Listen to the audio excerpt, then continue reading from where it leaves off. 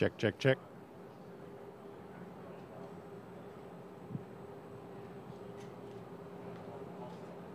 How are you doing? All right. Thank you. Thank you very much.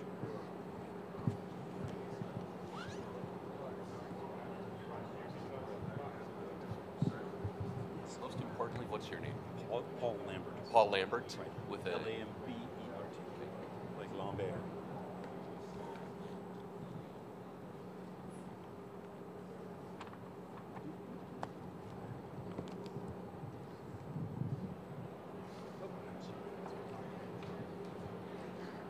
Ladies and gentlemen, thank you for joining us today. Welcome.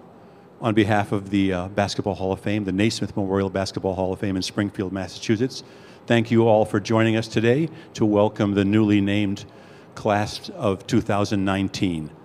My name is Paul Lambert. I'm a vice president at the Hall of Fame, and I gather I'll be acting as the host today. So thank you so much for joining us today.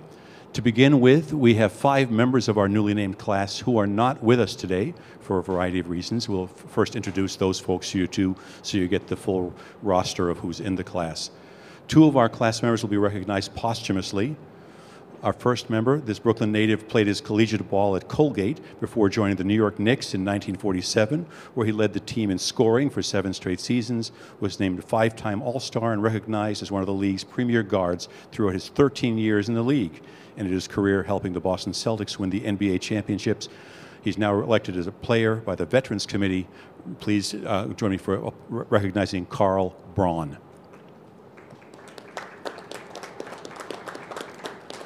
Next, this gentleman had an outstanding collegiate career at Duquesne before joining the Harlem Globetrotters. He made history by being the first African-American to be drafted by an NBA team, the Boston Celtics, and entering the league breaking the color barrier with Hall of Famers Earl Lloyd and Nat Sweetwater Clifton in the 1950 season.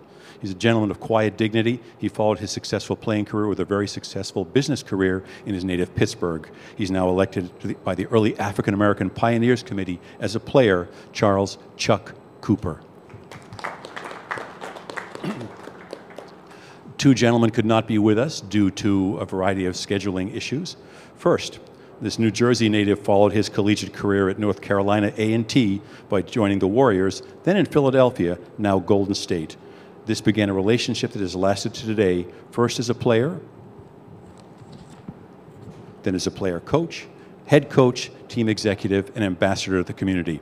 A hard-nosed player, he transitioned to coaching and led his Warriors to the NBA championship in 1975. One of 5 Warriors to have his number retired, he became a leading executive and beloved community representative for the team. Received the John Bunn Lifetime Achievement Award from the Hall of Fame in 2014.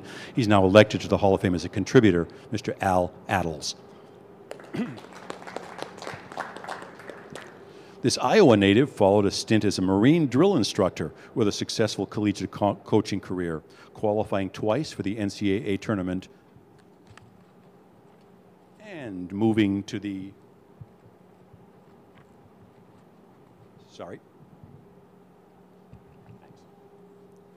NBA coaching ranks. He began a remarkable career, taking over franchises in transition and always building winning programs. He finished his career ranked 5th among all-time NBA coaches with 944 wins, including 3 straight 60-win seasons. A 2-time NBA Coach of the Year, he led the Boston Celtics to an NBA title in 1981 and subsequently won the Chuck Daly Lifetime Achievement Award for coaching. Elected by the North American Committee as a coach, Coach Bill Fitch. And last but not least, we elected 2 teams this year, one of which could not have a representative here today. Led by Hall of Fame coach John McClendon, this remarkable team from a small college made history by winning back-to-back championships, a first on any level of collegiate play. Known for their fast-breaking, extremely disciplined play, the team dominated their opponents with a high-scoring and smothering defense. Led on the court by John Rabbit Barnhill and Dick Barnett, the team broke important social barriers as they traveled to national tournaments, helping break down the walls of segregation. Now renamed Tennessee State, they are elected to the Hall of Fame as a team, the Tennessee A&I championship teams of 1957 to 1959.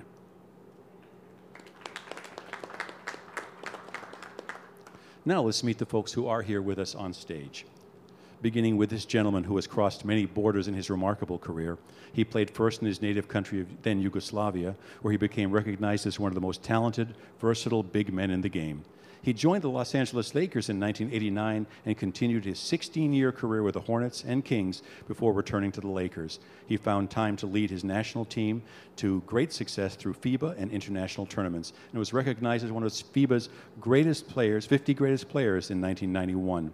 His number was retired by the Sacramento Kings, where he now serves as the Vice President of Basketball Operations. A great teammate, he won the NBA J. Walter Kennedy Citizenship Award in 2000 and is now elected to by the International Committee as a player, Vlade Divac.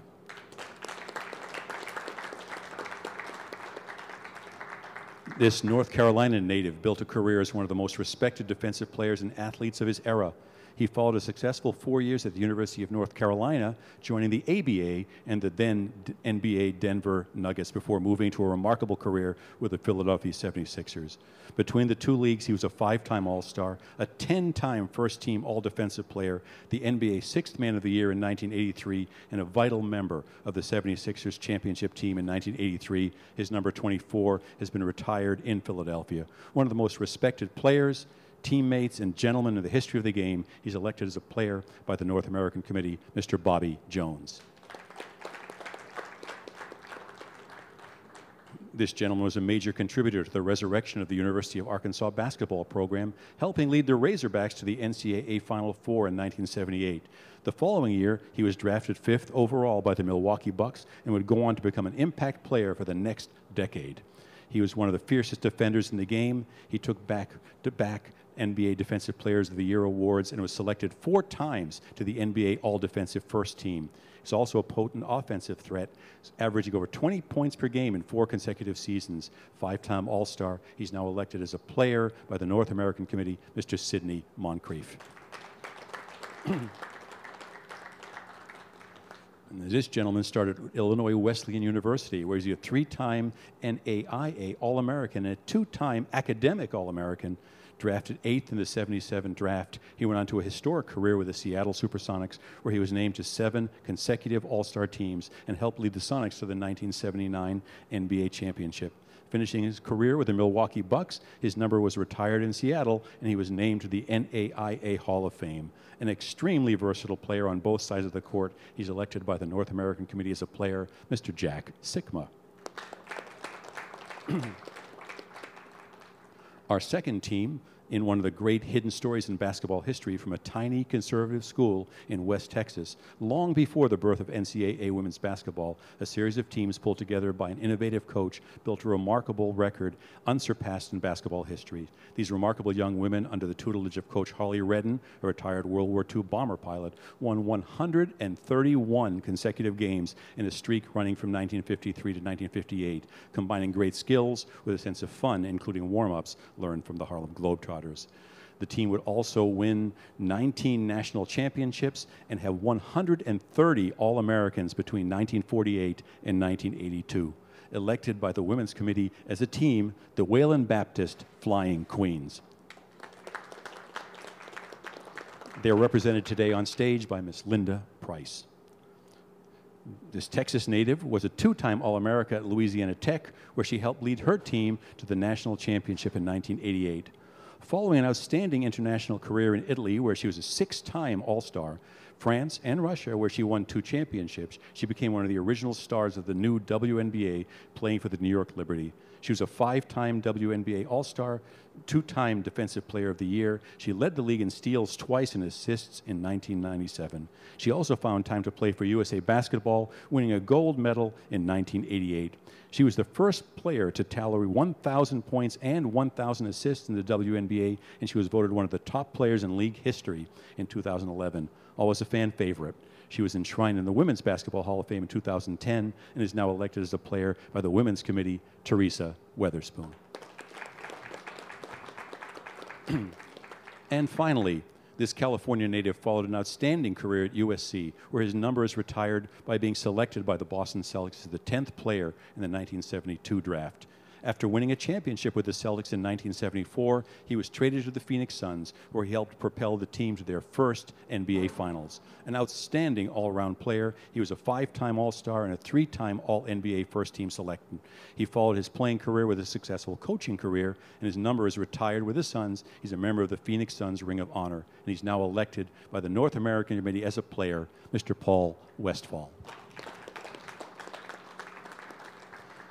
So for the members of the media, we're going to do a couple of questions up here for the group, and then we'll have breakouts for those of you who have individual questions. But we'll begin by the other end. Mr. Jones, just the first question. When did you first fall in love with basketball? Well, that's an interesting question. I didn't really fall in love with basketball. My dad made me play when I was in middle school. I was very uncoordinated, had big feet, and I didn't like the game, but he had played, and he got me to go in the backyard and start doing some drills, and through that, I started to enjoy the game because I started to have some success at it. And for me, in high school, as a quiet person, it was kind of my way in to be a part of a group. And so I concentrated on that and had good coaches, and I think the love of the game developed in high school. Thank you. Paul, same question. I'm opposite of Bobby. I loved it before I was able to throw the ball all the way up to the basket.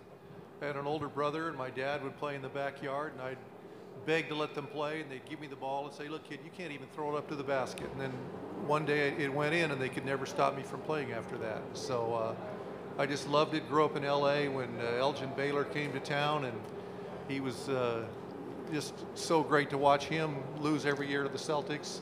But it was a game I've loved since the day I've known what it was. Thank you. Vlade. Well, as every European kid, we start playing soccer when I was young, and I was a goalkeeper. It was a rainy day, a mud in floor goalie. I didn't want to dive for the ball and get dirty, so coach told me to find some indoor sport, and I switched to basketball and fell in love from day one. And still in the basketball game, and it's a beautiful game. We talk about it today. It's a game that brings people together all around the world, so happy to be part of it. Thank you. Teresa.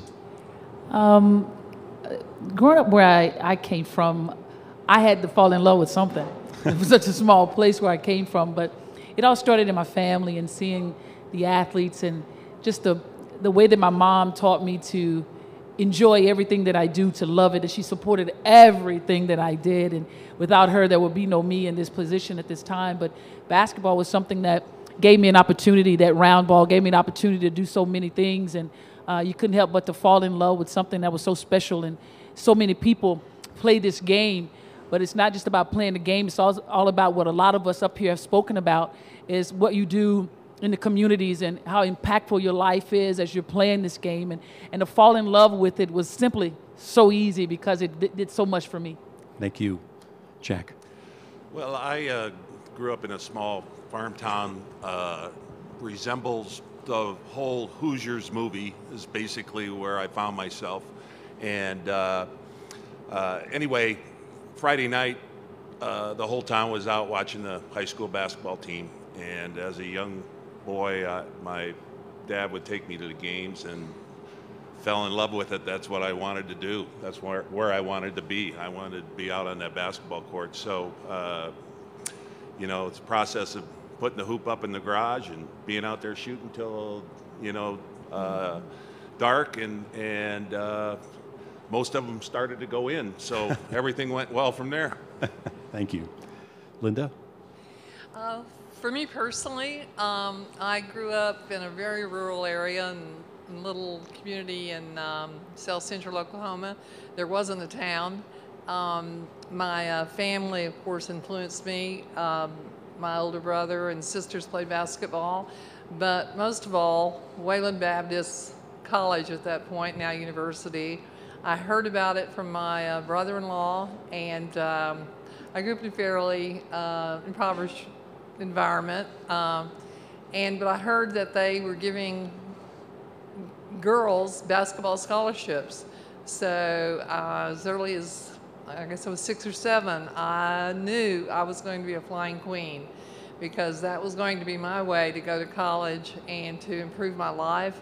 And I loved the game, so that hoop went up in the backyard on the tree. It was made by a local blacksmith, and my dream came true. Wayland, who the president's here today, Dr. Bobby Hall, I'd like to acknowledge him. Wayland made it possible, and I think that's true for a lot of flying queens. We grew up in small rural areas. Basketball was basically the only thing to do, so you learned to play and you learned to love it, and it taught us a lot of lessons. And I think basketball is, it enriches your life, but it also teaches so many lessons, and I think youth today can learn a lot from that, and I hope they do. Thank you. Sydney. I grew up in the projects in Little Rock, Arkansas, so I love football, actually, because we had wide open spaces where we could play football. They had 0 basketball goals. Part of my toughness in basketball was because I was aggressive in football. We played tackle football, and one day we noticed they were building something close to the airport. When it was completed, we went and said, wow, this is unusual. It was a basketball court, and they had chain nets. I don't know if y'all remember the basketball courts with chain nets, because they knew we would seal the nets if they were regular nets. So they had the chain, and when you would make a shot, it made a very distinctive sound, like ching and ching. I didn't hear that much because I wasn't a very good player. Didn't go through the net a lot. But that started my odyssey to liking the game of basketball. I was a really pretty good kid and strong, but when I started getting taller and skinny, I decided I needed to not play football because I was not the biggest kid, that I would need to switch to a more finesse sport, which happens to be basketball. So that's the story of how I started loving basketball. Thank you. Bobby, back to you. That Philadelphia 76ers team that you played on, the championship team, there were some pretty strong personalities on that team. As you look back on those teammates, who's special? Who comes to mind as you're sitting here tonight? And what was that team like with all the diverse personalities that made up that squad? Well, I think the one thing that stands up in my mind was about that team was that everybody wanted to be a winner. They wanted to win a championship. And we came close twice, losing to the Lakers, and finally on the third try in the finals, we won. But the personalities, as you said, were so different. Julius Erving, regarded by one of our teammates, they would call him the senator because he was so articulate. And then on the other extreme, Daryl Dawkins, who would just say anything that he wanted to. And but I've never been around a group of guys that I've really enjoyed being around as much as those guys. And when I retired, the thing that I missed most was the camaraderie of those players. Maurice Cheeks, Andrew Toney, Charles Barkley, my last 2 years was there. Just knowing that we were all striving for one thing, and that we pushed aside any individual goals that we might have to try to accomplish that final championship push was special, and that was my fondest memory of winning the championship in '83. Thank you. Paul, you had the honor or the challenge of joining the Boston Celtics when they were a pretty good team, surrounded by a lot of Hall of Famers. Was that intimidating for a young man joining that particular team? I don't know if I was smart enough to be intimidated, but it was a spectacular experience. Red Auerbach drafted me, and he's probably the smartest guy ever associated with professional basketball. And he was a complete genius at understanding personalities and molding them together. And to play with some of there's so many Hall of Famers on that team. Dave Cowens, the iconic small center who would guard anybody, and John Havlicek, who's got to be one of the greatest, on any greatest team of all time. John Havlicek's got to be on that team. JoJo White, the late great JoJo White. Satch Sanders, who just, we called him the geezer, but he was like 32 years old. But he was just a brilliant basketball mind and a great person. Don Nelson, so innovative, taught me everything he could. Everything was always to his benefit, though. Like he'd say, hey, I'll set a screen for you. And I thought, yeah, I'm going to get a shot. But he knew that they'd switch and I'd have to throw it to him. But it was just a brilliant team to be a part of. And every young guy should play with great players who put winning first. Tommy Heinsohn, who completely put winning first as the coach. It's the best way to start and learn the game. And I just can't get over what a great first 3 years I had playing with the Celtics, even though I didn't get to play very much. Vlade, talk about the Sacramento Kings a little bit. What it meant to you, your life with this organization now, first as a player, then as now the executive, building a wonderful young team. Memories of that team as a player, and now how you feel about your time in Sacramento. Well, coming from Europe, my first town, and I made my family, my kids were born in Los Angeles, so it was very difficult for me to move on from LA.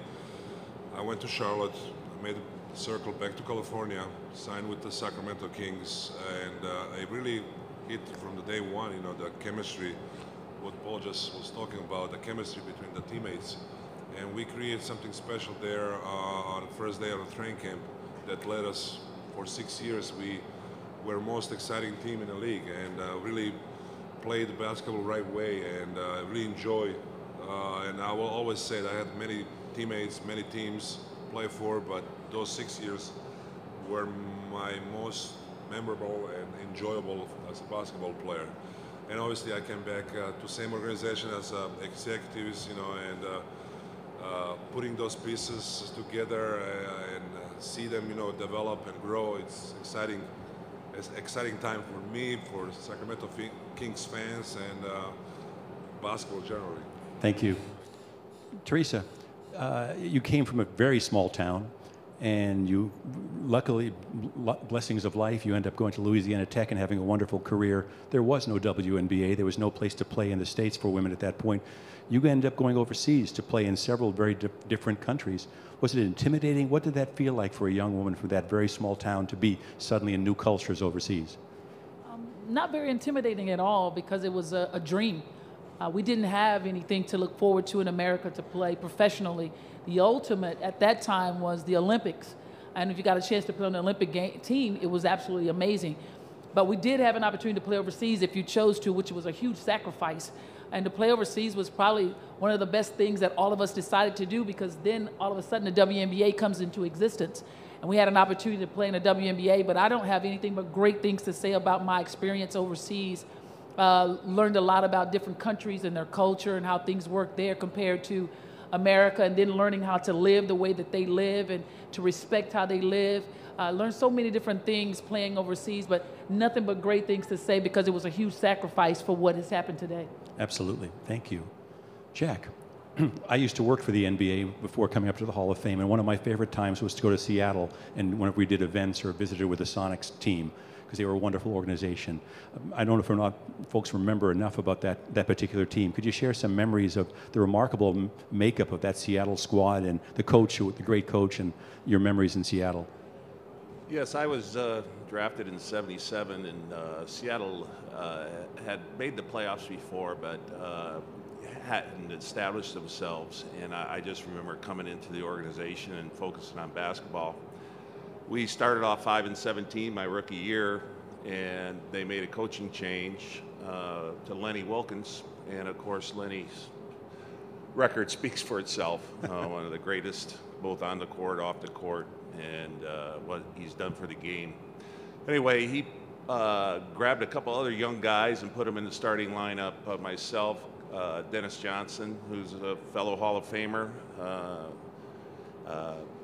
Gus Williams, and anyway, Marvin Webster was a new guy, and all of a sudden we figured it out, and we finished the season, 12 games over 500, and won a couple playoff series, and found ourselves in the finals. Yeah. And unfortunately, we didn't get it done then, and Marvin left to New York, and we got Lonnie Shelton in compensation. So I moved from power forward to center.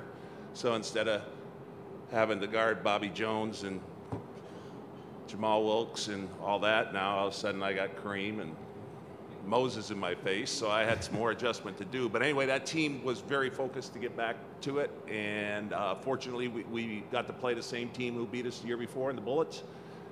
And once we got to the finals, we felt there was nothing denying us. It was ours to get, and fortunately we were able to win that in 5 games. Now that is the only championship won in Seattle, and we came close a few other times. Now we're a long way away from a championship in Seattle, and we hope that changes soon. Thank you so much. Yeah. Linda, you represent generations of Queens sitting up here today, and you played for a remarkable man who won the Lifetime Achievement Award from the Hall of Fame, Coach Harley Redden. Can you tell the folks who might not know Coach Redden's style, what made him so effective with that particular team and helped build the program to the remarkable success for many years? Yes, Coach Redden is a remarkable man. He coached for many years, and basketball at Wayland did start in, it was the first one in the U.S. in colleges to start in '48.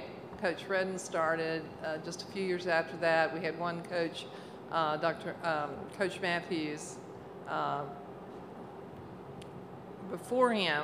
But Coach started, I call him Coach because he coached me, I graduated in '69, and so his style is very, very different. I mean, he was like, it was discipline. It was all about fundamentals, and that's what we practiced. And he was a quiet man. In fact, I never once in my career, and never once when I've seen him coach other teams, did I see him stand up and yell. You knew he was upset with a call, or his emotion was he would stand up and he would pull his pants up a little.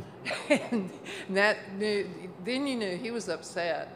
And that was it. And he never yelled at us in practice. But he was very innovative. He pushed for, I mean, you have to remember that women's basketball in college went through a lot of changes. And before NCAA, first there was the very, very first, there was the 3-on-3 half court. Then came a system called the Rover system, which there was still 6 players on the team, but there was 2 guards, 2 centers, and 2 rovers, and anybody could rove. So whoever, if you were out front on a fast break, then you became a rover and you could cross the line. And so it was a very fast pace, but then you had 4-on-4 on each end. So he coached through all of that, and then he pushed always, though, for changes in rules. even in the 60s, we had the 30-second rule. The women did prior to the men having a time limit on shooting. So it was a quick game. It was not a boring game. And then he pushed for full court for women. And of course, when we were playing in the 60s, for instance, we were playing primarily semi-professional, basically the industrial teams, places like Nashville Business College, it was more of a working environment than they played basketball, but I mean, they did work and some went to school, but they didn't have scholarships. But he pushed for those kinds of changes in women's rules, and he brought women's basketball forward. He was very, very visionary. And I had only one thing, because it really took some brains to play for him, because he had one thing that I was going, oh, Coach, please don't do this. But he would anyway. It would be like you'd play all season, you'd have all your plays down, and then right before you get into finals, he changed every play, and so that whoever you was coming out against, if they scouted you all year, so you had to learn all these other different plays going into the finals, and that was a toughie. Yeah. I mean, we had to tutor each other, but it took a team to do that. But Coach Redden is to be admired, and he will turn 100 this August. We'll have a big party. What a legend. Absolutely. And I appreciate what he taught me and the discipline he taught me in basketball. Thank you. Sydney, the Milwaukee Bucks also had a unique coach and very distinctive style of play. Share some memories of those wonderful Bucks teams, very innovative, very creative teams that you played on. Some memories of Coach Nelson, some of the other folks you played with up in Milwaukee. I don't think Coach Nelson gets enough credit for his discipline, his fundamentally based way he coached the game of basketball. When I came into the NBA playing under Eddie Sutton, we had dedication, discipline, and defense. That was like our calling card. And really, when I came to Milwaukee, Don Nelson was more of a defensive coach than what people remember. In addition to that, we had an excellent coaching staff. They were very small, but they loved basketball. We worked extremely hard. And all the players, I like to use the word, they were serious about winning basketball games. They came from winning programs. Quinn Buckner, Indiana, Junior Bridgman played for Louisville, and Marcus Johnson, UCLA, and Bob Lanier. We just had guys that knew how to win basketball games. It was a lot of fun to play with Nelson. Under Coach Nelson, he made me an all-star because he put me in a position where I could succeed. If you watch the tape, I could post up, I could shoot jumpers. He let me be more like a two-guard that played inside, and it helped to expand the ability to do more things on the basketball court. He assigned me the most difficult player to guard, which I didn't like that a lot, but still. So his innovation and how he coached the game from a fundamental standpoint, and how he would exploit matchups based on size and based on who we were playing is legendary, and I'm very blessed to have had him as my coach. Thank you. We have time for a couple of questions from the audience, if I see a hand here.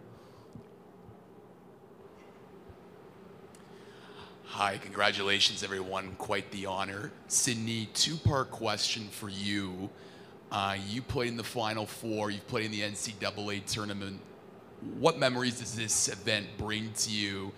And looking at how big the Final Four has become, you're playing in football stadiums, a lot more distractions with social media. When looking in retrospect, do you think you played in a more easier time?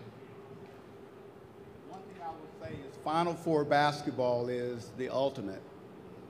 It's nothing like it. You can take NBA playoffs. It's nothing like playing in the Final Four. We played at the Checker Dome, St. Louis, Kentucky, Duke, Notre Dame, Arkansas. I just remember going out. It was so much energy in the air and so much smoke, because back then you could smoke in arenas. And it was a tremendous experience beyond coughing all the time. But it's nothing like Final Four basketball. I still have memories of those days. I don't know, it's kind of hard to compare the game now to years ago, if it was easier, tougher.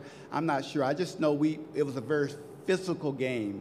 back then, where you just felt that players were leaning on you all the time. The game was very fast, unlike what people think, and it was just a fun game to play. It's nothing like Final Four basketball. We have a question over there. Thank you. Hi. Good afternoon. Congratulations to everyone again. This is really for Teresa and Linda. The women's NCAA tournament getting a little more coverage this year. The WNBA is getting a little more coverage this year. So women can get scholarships. They can play in college and also professionally. Still, in your opinion, is women's sports where it should be? Is there more to go? How much more should there be? And if you can, how would you hope it would get to where you want it to be?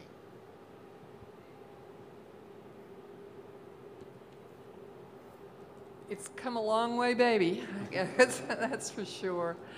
I do think it has a ways to go, and I'm very glad the media and the sports organizations, sponsors, and everything are beginning to give more coverage to women. But I also think we still have a ways to go in terms of getting equal coverage in terms of our sports. I don't know what to say. I'm coming off of, it's a changing game. Players, whether they were better or worse than they were in the past, I don't know the answer to that. It's a different game. I don't know how to make it change except to say the women keep working. There's just such great players out there right now and great coaches, and we're getting there, but there is a ways to go. And I'll let Teresa maybe address the rest of that. I agree totally. There's a little ways to go. But I could talk about this a lot and get real deep with it. Because it's very special and very, very close to all of us. Now, I would like to say this is the talent that you see when women are playing this game, they're super talented. And every year that goes by, that talent gets better.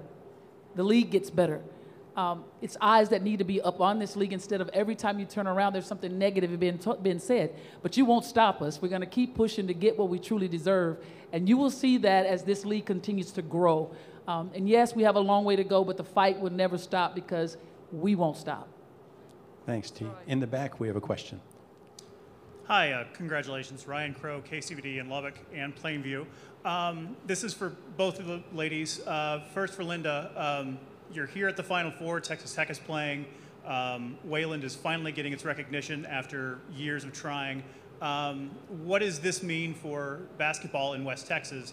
And then for Teresa, we understand you were familiar with the story of the Queens long before this moment. So if you can both talk about that. If I understood the core of your question correctly, and correct me if I'm wrong, what do we think it means, the vortex of it for West Texas? West Texas. Yeah. I think this is going to be inspiring. I think, it's basketball in West Texas is still very, very strong. 45 miles south of Wayland in Plainview, Texas, is Texas Tech University. Okay, we've got West Texas University in Canyon. I mean, it's tough basketball. The high schools there all play very, very tough basketball. So I think this is going to be inspiring. I'm hopeful it'll be inspiring. I think Wayland receiving this recognition, that they'll be able to attract and inspire more of that whole area again. So I think that this is a spark that may start a bigger fire out there in West Texas. Totally agree. When you think about your history, and I definitely know about the Flying Queens because it means so much. You have to understand your history to know where you're going. And once these young ladies and men hear about Wayland Baptist, I'm telling you, this is an amazing story of how persevering, knowing how difficult it was back in the day, back then for women's basketball, for women's sports period, and how they knocked down barriers for us to be able to do what we do. So we appreciate it tremendously because they paved the path for us to be able to play in the league that we play in today. And one more question here. Brad Tollefson with the Lubbock Avalanche Journal. For Linda, you've been with Wayland Baptist basketball, and you've been there for the early years of it. How does it feel to represent all of West Texas between West Texas A&M, Lubbock Christian, who just won a D2 championship this past year, and how Wayland is performing this current season? How does it feel to represent all of West Texas in that sense? I'm overcome by gratitude that I'm president of the foundation and get to be sitting here representing so many hundreds of Flying Queens. So I'm grateful for that. It's hard to answer the rest of the question.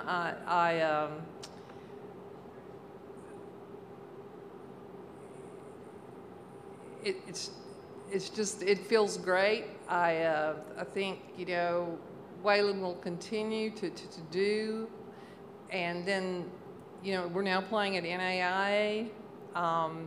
We've got a wonderful coach, young, vibrant coach, and we've been in the finals. I mean, we've been in the national tournament. We'll be back there next year. So I think it's coming back. It's coming back at a level that, you know, after Title IX was implemented, if you can remember, I mean, that's part of what the Wayland Flying Queens did, was to help create and cause the implementation of Title IX, and then went out there and started these programs, okay? But ironically, what that did for Wayland and the Flying Queens is probably it decreased their national presence because we're this little school, and then after Title IX fully got operationalized in '82 and realized it was for women and it was for athletics, you know, you have then the big universities jumping in, and basically then, you know, Wayland is playing at a lower level, but they're playing at the height of those, at whatever level they have, they're playing at that height. And I think they'll continue to do so. And ladies and gentlemen, we're going to stop now for a little bit. We're going to come off the stage. Nicole and volunteers, if you'd help.